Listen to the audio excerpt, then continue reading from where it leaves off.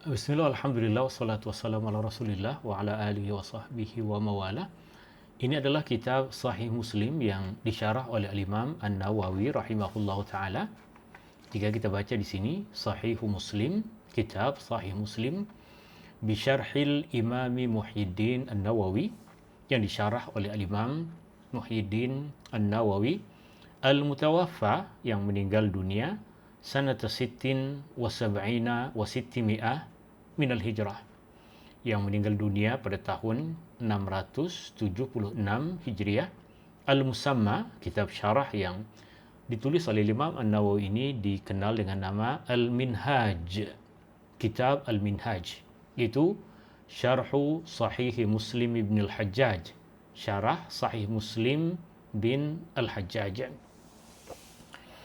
Di antara yang disebutkan oleh Imam An-Nawawi di dalam muqaddimah kitab ini adalah beliau mengatakan, wa sannafa Muslimun rahimahullahu fi ilmi al-hadisi kutuban katsira. Al-Imam Muslim, semoga Allah merahmatinya, telah menyusun kutuban katsira, banyak kitab, fi ilmi al-hadis, di dalam ilmu hadis. Minha, di antaranya, hadzal kitab, kitab ini, kitab Sahih Muslim, itu al-kitab as-sahih, kitab yang sahih, alladhi mannallahu al-karim, yang Allah subhanahu wa ta'ala yang maha mulia telah memberikan kurnia.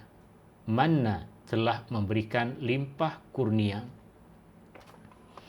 Walahul hamdu, dan bagi Allah segala puji, wan ni'mah, dan kenikmatan, wal fadl, segala keutamaan, wal minnah, dan segala kurnia, bihi, dengannya. Artinya manallahu bihi, Allah subhanahu wa ta'ala telah memberikan limpah kurnia dengannya, dengan kitab sahih tersebut, ala al-muslimin, ke atas orang-orang Islam, wa abqa li muslimin, dan dia telah mengekalkan, Allah telah mengekalkan, li muslimin, bagi Imam Muslim, bihi, dengannya, yaitu dengan kitab sahih tersebut, zikran jamilan, sebutan yang indah, ingatan yang indah, sebutan yang indah, wa thanaan hasanan, dan pujian yang baik, ila yaumiddin, sehingga hari pembalasan. Wa minha, dan di antara kitab yang disusun, yang ditulis oleh Al-Imam Muslim adalah kitab Al-Musnad Al-Kabir ala Asma'ir Rijal. Al-Musnad Al-Kabir. Kitab Al-Musnad tentu sama nama dengan kitab Musnad yang disusun oleh Imam Ahmad. Kitab Musnad selalunya disusun tidak berasaskan kepada bab hadis, tajuk hadis, tapi disusun berasaskan kepada perawi yang meriwayatkan hadis tersebut.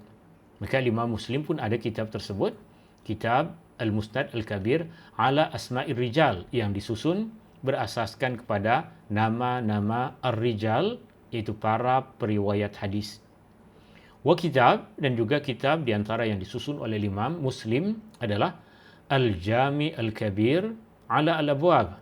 Kitab Al-Jami Al-Kabir, himpunan hadis yang besar yang disusun berasaskan kepada bab-bab. Al-Abwab adalah jamak dari Al-Bab. Wa kitab Al-Ilal, dan Imam Muslim juga menulis kitab Al-Ilal.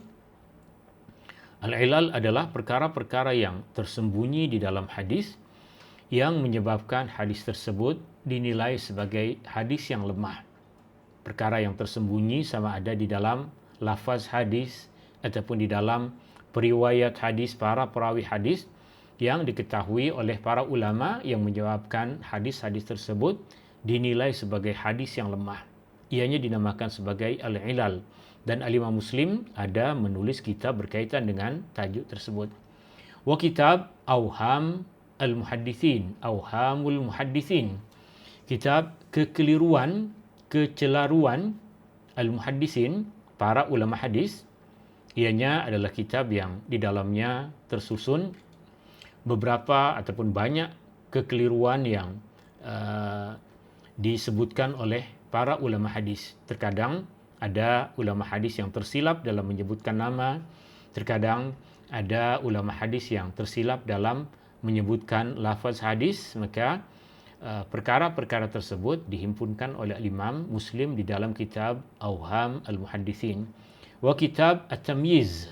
Imam Muslim juga menyusun kitab yang bernama At-Tamyiz wa kitab Man laisa lahu illa rawin wahid. Kitab orang yang tidak meriwayatkan melainkan kepada satu rawi sahaja. Artinya ada di antara ulama-ulama yang tidak sempat menyebarkan hadis kepada orang ramai, dia hanya ada satu orang murid yang meriwayatkan beberapa hadis tertentu. Maka perkara tersebut dihimpunkan oleh Imam Muslim di dalam kitab yang bernama Man laisa lahu illa rawin wahid. Wa kitab Tabaqat At-Tabi'in dan kitab Tabaqat At-Tabi'in. Perkataan tabaqat maksudnya adalah susunan At-Tabi'in, murid-murid kepada para sahabat Nabi sallallahu alaihi wasallam. Artinya tabi'in juga ia berperingkat ataupun bergenerasi. Ada tabi'in yang berjumpa dengan sahabat-sahabat generasi awal seperti Abu Bakar, seperti Umar. Ada tabi'in yang tidak berjumpa dengan Abu Bakar, tidak berjumpa dengan Umar, tapi berjumpa dengan Utsman bin Affan radhiyallahu an. Ada tabi'in yang tidak berjumpa dengan Utsman bin Affan radhiyallahu an, tapi berjumpa dengan sahabat yang lain, berjumpa dengan Anas bin Malik, berjumpa dengan Abdullah bin Abbas. Maka kitab ini menyusun tentang perkara tersebut. Dan kitab Al-Mukhadramin. Perkataan Al-Mukhadramin dalam istilah ulama-ulama terdahulu maksudnya adalah orang-orang yang hidup di dua masa. Orang-orang yang hidup di dua masa. Artinya ada orang yang hidup pada masa jahiliyah, kemudian dia juga hidup pada masa Rasulullah sallallahu alaihi wasallam. Ada orang yang hidup pada masa Rasulullah dan juga hidup pada masa para sahabat Nabi sallallahu alaihi wasallam.